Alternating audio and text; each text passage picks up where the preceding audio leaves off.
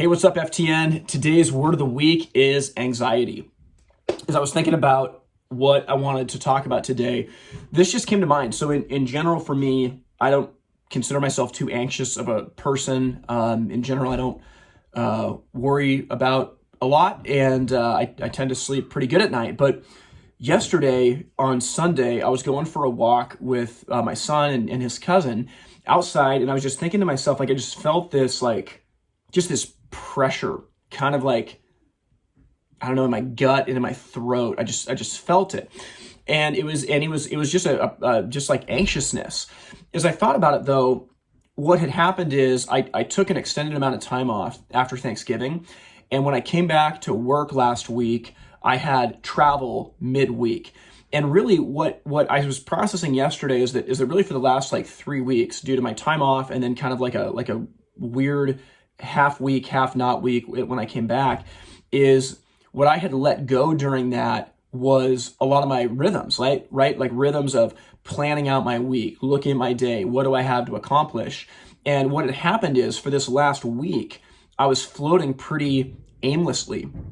When we don't know what we need to do, we feel just this pressure of, wait, did I do this? Did I do this? What comes next?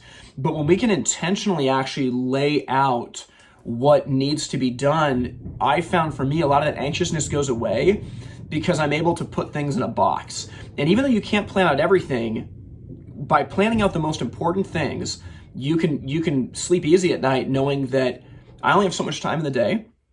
I've already budgeted it for these things, and everything else is going to have to wait. So for me, I had to take my own advice, and last night is my first kind of full week back in the office after an extended period of time.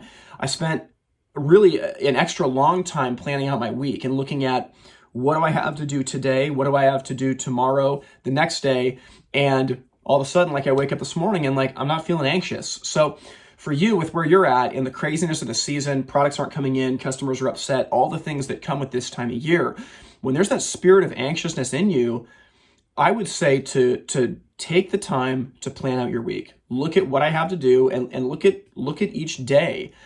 And you got to chart out the big things to do each day. Doesn't mean you're going to get them all done. And it doesn't mean that things aren't going to slip through the cracks, but by acknowledging, like, to me, I just have to look at God and say, I don't have all the time in the world. I only have this much time.